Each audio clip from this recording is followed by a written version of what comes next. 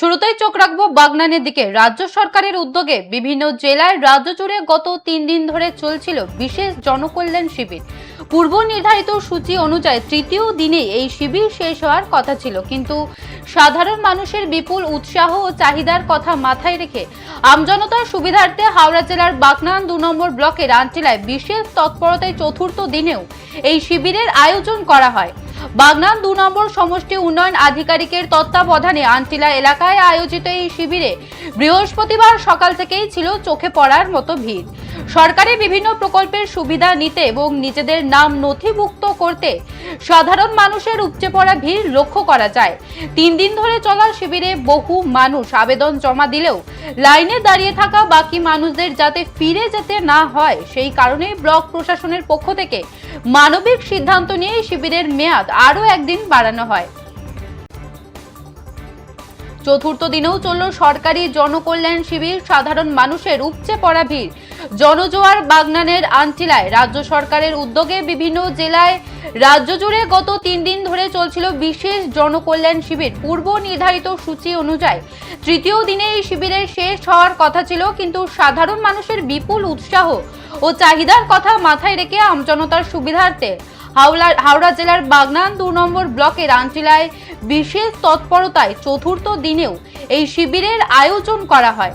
বাগনান 2 নম্বর সমষ্টি উন্নয়ন আধিকারিকের তত্ত্বাবধানে আন্টিলা এলাকায় আয়োজিত এই শিবিরে বৃহস্পতিবার সকাল থেকেই ছিল চোখে পড়ার মতো ভিড়। সরকারি বিভিন্ন প্রকল্পের সুবিধা নিতে এবং নিজেদের নাম নথিভুক্ত করতে সাধারণ মানুষের উপচে পড়া ভিড় লক্ষ্য করা যায়। 3 দিন ধরে চলা শিবিরে বহু মানুষ আবেদন জমা দিলেও লাইনে দাঁড়িয়ে থাকা বাকি মানুষদের যাতে ফিরে যেতে না হয় সেই কারণে ব্লক প্রশাসনের পক্ষ থেকে মানবিক সিদ্ধান্ত নিয়ে শিবিরের মেয়াদ আরো একদিন বাড়ানো হয়।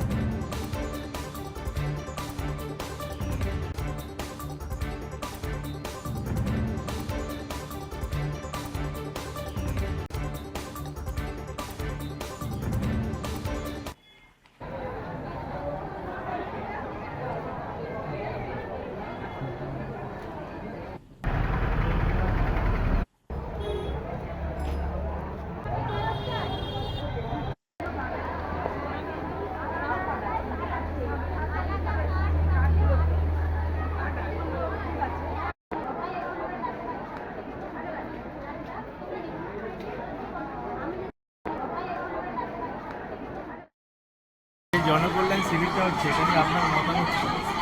এটা হচ্ছে খুবই আমাদের সুবিধা হচ্ছে, সাধারণ মানুষেরও খুব সুবিধা হচ্ছে। আমরা আজকে আয়ুষ ভবনে কাজ করতে এসেছি, আর 100 দিনের ওই 25 টাকার বই হবে, সেটারও ব্যবস্থা আছে। এখানে ফর্ম তুলতে এসেছি, সব ছোটো কাজ হবে, সেই সব কিছুরই এবং সমস্যা আজকেই মিটিয়ে যাব। ওই জন্য সকাল থেকে বেরিয়েছি, এখন পর্যন্ত হয় না, লাইনে দাঁড়িয়ে আছি। একটা লাইন দিয়ে আবার অন্য লাইনে যাওয়ার জন্য চেষ্টা করছি, যাতে সব কাজগুলো একবারে 4টে কাজ কমপ্লিট করে আমরা যেতে পারি।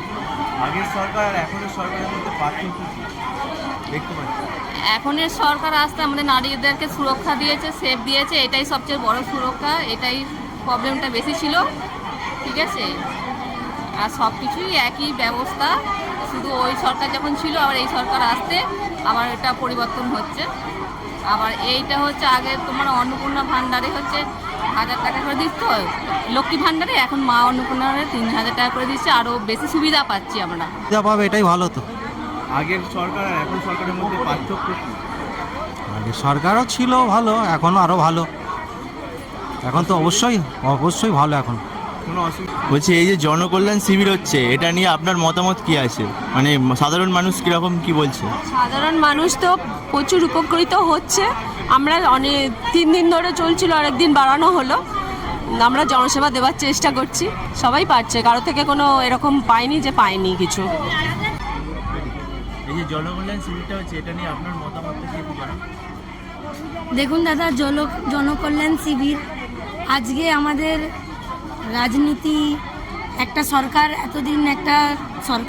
এতদিন একটা চালাচ্ছিল, যেখানে মানুষ অনেক ফেসিলিটি পায়নি।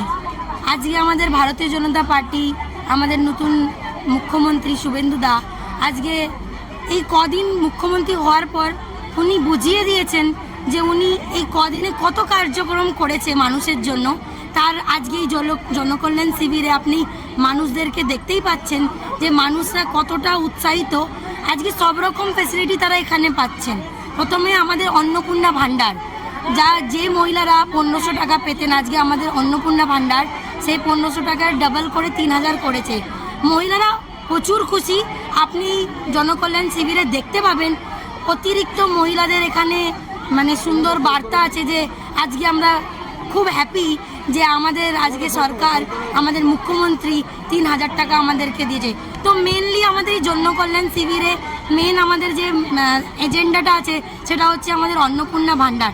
তার সাথে সাথে বিধবা পেনশন বলুন, ওল্ড এজ পেনশন বলুন, আর নানা রকম সব রকম যা যা আমাদের প্রকল্প আছে, আমাদের সরকার যা যা দিয়েছে, উজালা গ্যাস বলুন, সব কিছু আজকে আমাদের এই জনকল্যাণ শিবিরে আমরা মানুষের কাছে নিয়ে আসতে পেরেছি এবং মানুষদের কাছে এটা আমরা বলতে পেরেছি যে আজকে আপনারা পরিবর্তন করে এটা বুঝিয়ে দিয়েছেন যে আজকে আমরা আপনাদের পাশে আছি, পাশে ছিলাম, পাশে থাকবো।